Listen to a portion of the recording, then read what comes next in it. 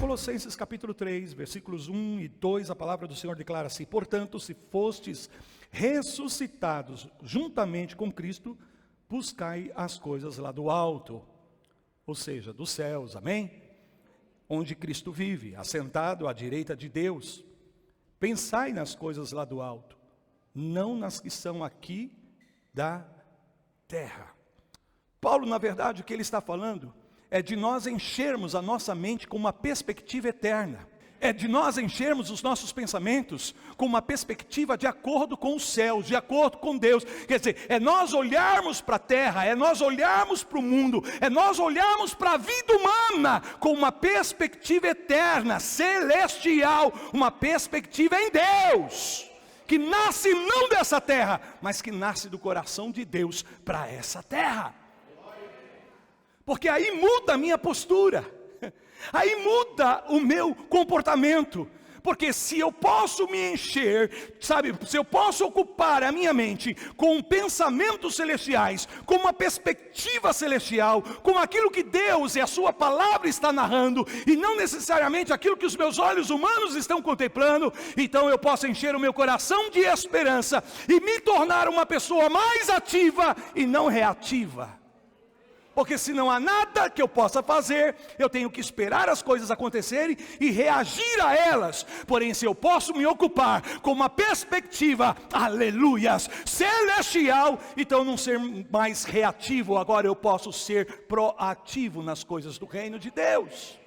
Sabe, é mais ou menos assim, olha para mim. Nós temos duas formas de viver a vida. Nós podemos focar, sabe, em viver a nossa vida orientada a solucionar problemas, ou nós podemos focar a nossa vida, focar os nossos olhos, conduzir a orientação da nossa vida em função de descobrir os tesouros.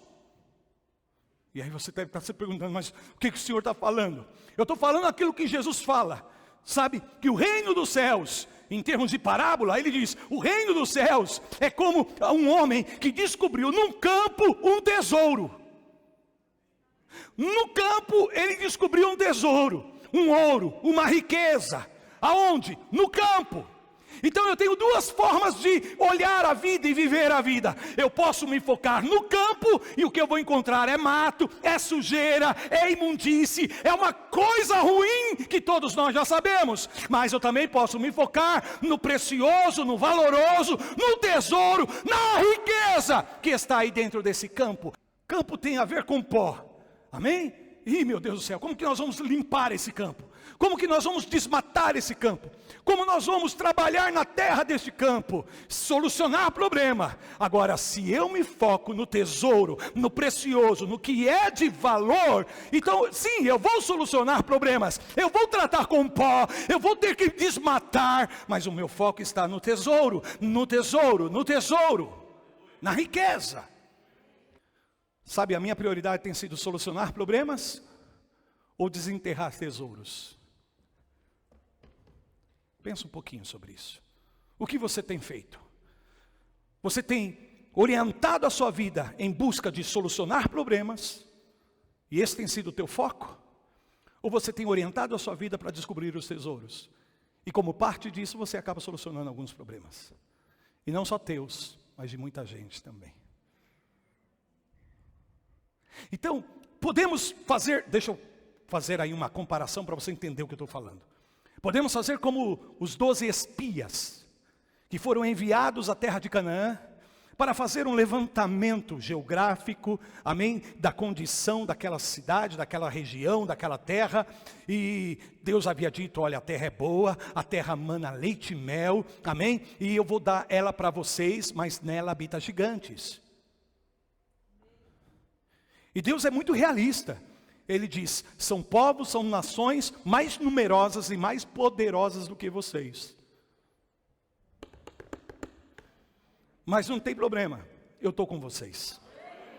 Eu estou com vocês, então vocês irão e possuirão a terra que eu tenho prometido a vocês. E aí vão 12 espias, principais dentre os povos, principais dentre o povo, e eles fazem um relatório, um levantamento da condição, e 10 desses 12 apresentam um relatório bastante realista da situação. Como muitos de nós fazemos.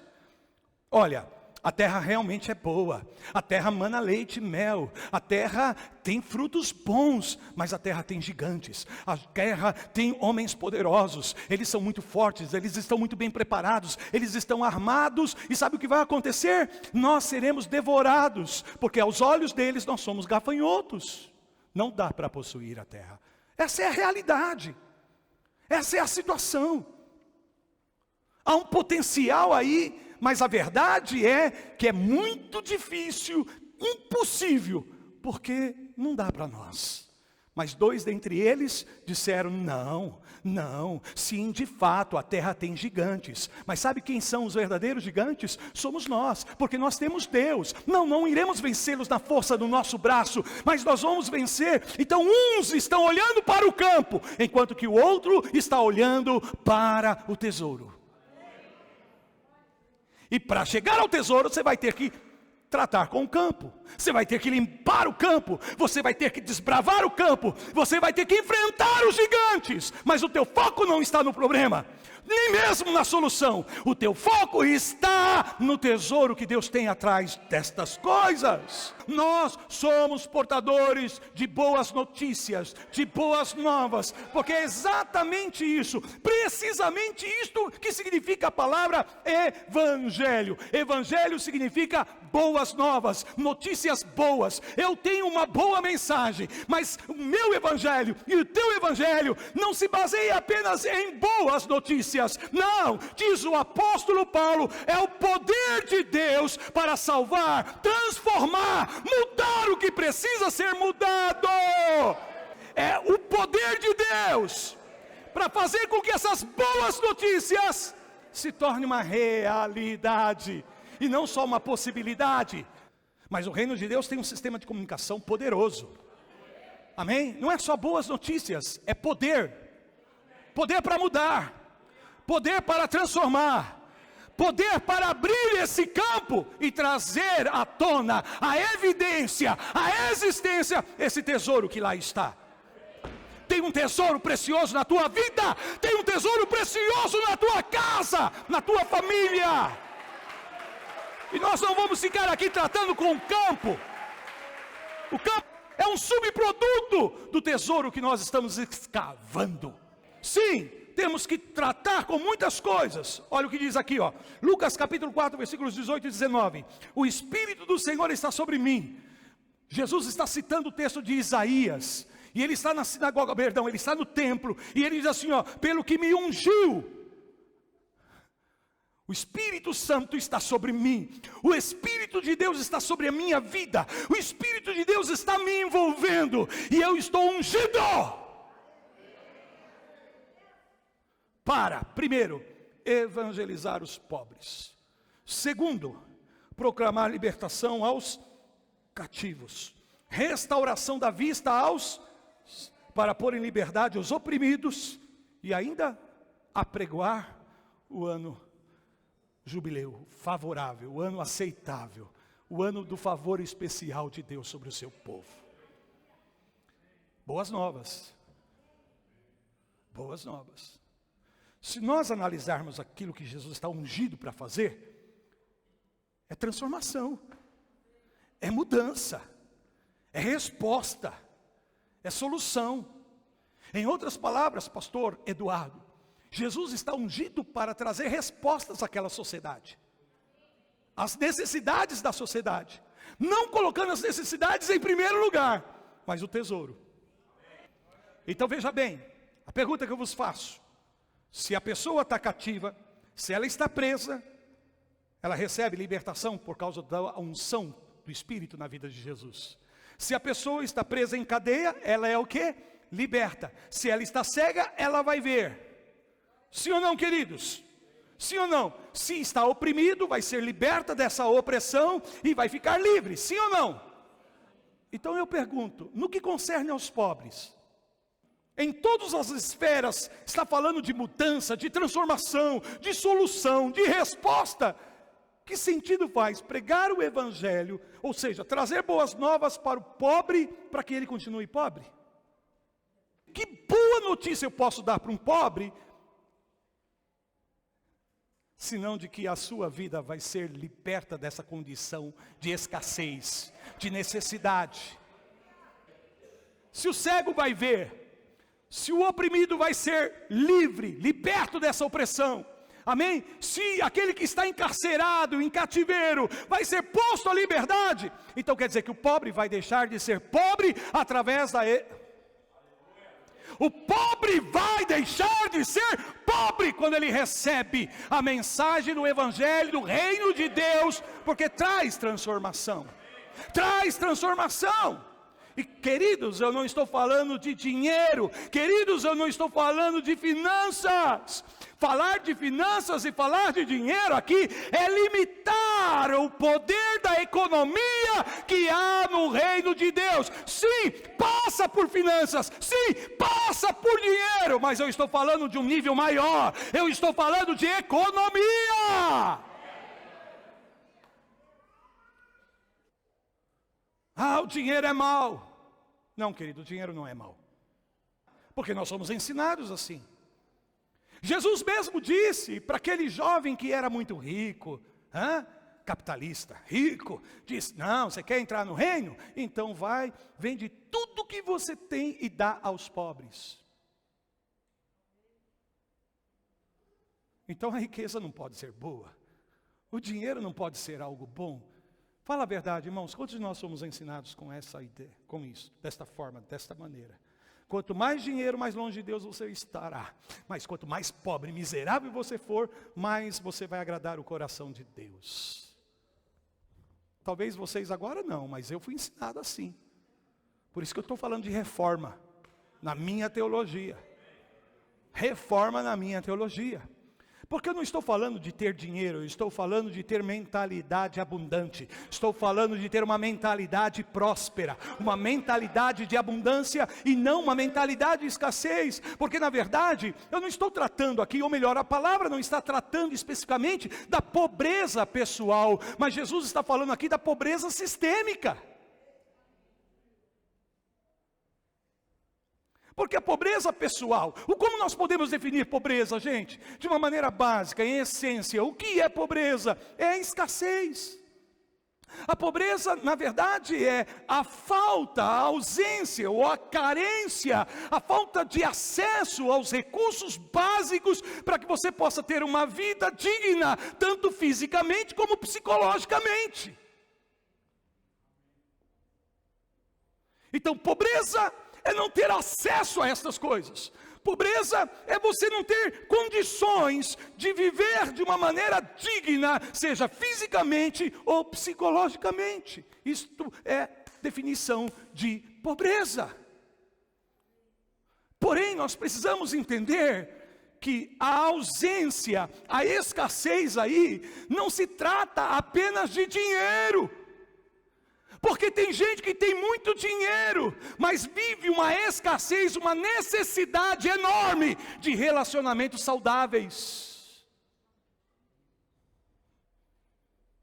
Ela tem dinheiro, ela tem acesso a esse aspecto do recurso, mas ela é pobre relacionalmente, porque ela não desfruta de relacionamentos saudáveis, equilibrados, que agrega valores. Valores que o dinheiro não pode comprar. Valores que o dinheiro não pode negociar. Por exemplo, pobreza sistêmica se trata da pessoa, ela pode ter muito dinheiro, ela pode ter até muitos amigos, mas ela não reconhece Deus como seu Pai Celestial, então ela é pobre espiritualmente. Ela pode ser rica financeiramente, ela pode ser rica socialmente falando, mas ela é pobre espiritualmente. Porque Jesus está falando aqui de uma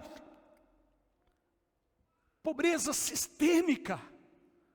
Queridos, e no reino de Deus, a economia do reino de Deus tem a solução para tratar com a raiz, a causa dessa pobreza sistêmica. Porque você pode resolver uma pobreza pessoal na vida de uma pessoa, pegando o teu dinheiro, pegando os teus bens e dando para essa pessoa e falar: agora, querido, está aqui, ó, você pode ir ao médico, você pode comprar a comida que você quiser, porque agora você tem dinheiro. Então talvez você esteja fazendo com que a vida dessa pessoa seja um pouco melhorada, facilitada, mas você não está erradicando a pobreza.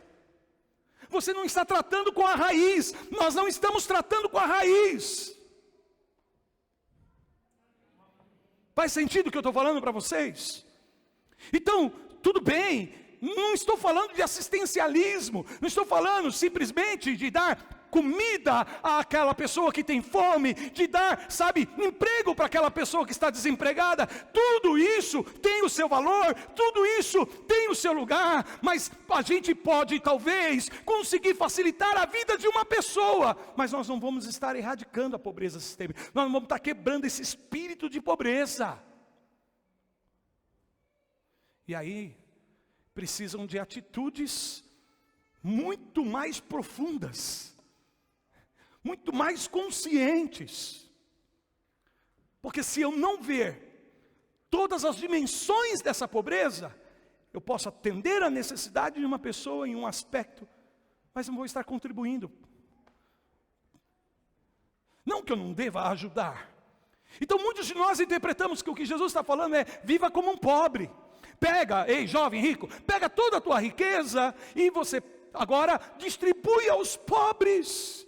Distribui aos pobres e viva como uma pessoa pobre, necessitada, e você será aceito e bem-vindo no reino. Não, querido, Jesus não está falando disso. O que Jesus está falando é de algo muito maior, muito mais grandioso. Jesus está falando de algo que tem essência, substância. O que ele está dizendo? Que se você tem riquezas e se você não é capaz de usar esses ativos para melhorar a vida das pessoas no todo, se é sempre em função de você mesmo, para você mesmo, então, querido, você está perdido.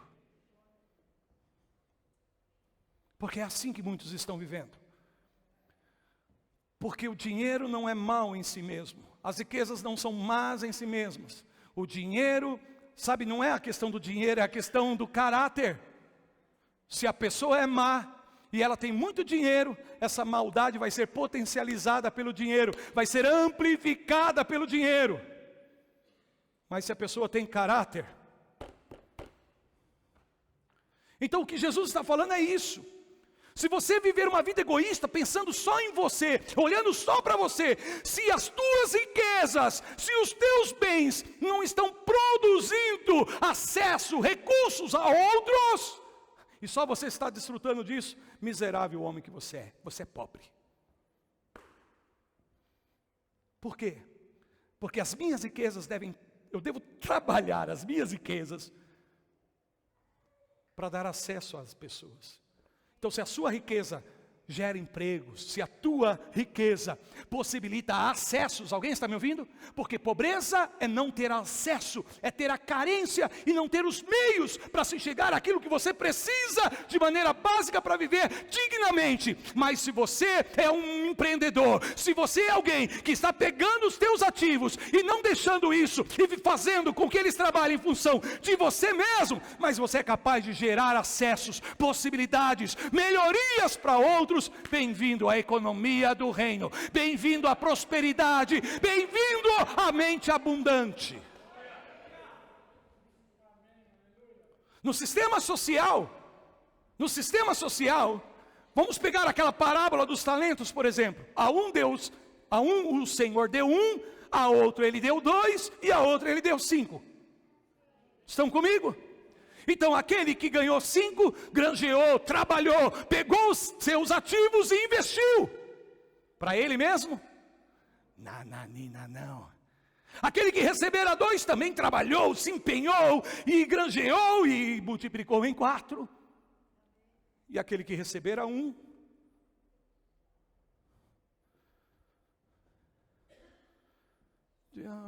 vou enterrar. Lembram disso? Quando o Senhor volta, Ele elogia a atitude dos outros 2 e repreende a atitude daquele que enterrou. Enterrou. Se o talento que Deus te deu é para você só, se o conhecimento que Deus te deu é para você só, se o dinheiro que Deus te deu é para você só, é isso que você está fazendo. Você está enterrando. Vai um dia acontecer uma transferência. Está profetizado e eu creio que Deus vai tirar daqueles que estão enterrando para dar àqueles que estão trabalhando, empreendendo. Aí vem o sistema social, né? Essa socialistas, e diz assim: não, então nós temos quanto agora? Nós temos 10, nós temos 4 e 1. Então 4 mais 1 dá 5, mais 10 dá 15. Divide entre os 3 e redistribui as riquezas em medidas iguais. Foi isso que Deus fez? Não. Não é isso? A economia socialista prega isso, ensina isso. Então nós vamos redistribuir esses recursos aí. Vamos redistribuir esses talentos de uma maneira equitativa, igual. Amém? Então aquele que não fez nada, vai receber 15 dividido por 3, 5 para cada um. Então você fica com 5, você fica com 5 e você fica com 5. Oh, que justiça social, que equilíbrio maravilhoso. Isso não é reino de Deus.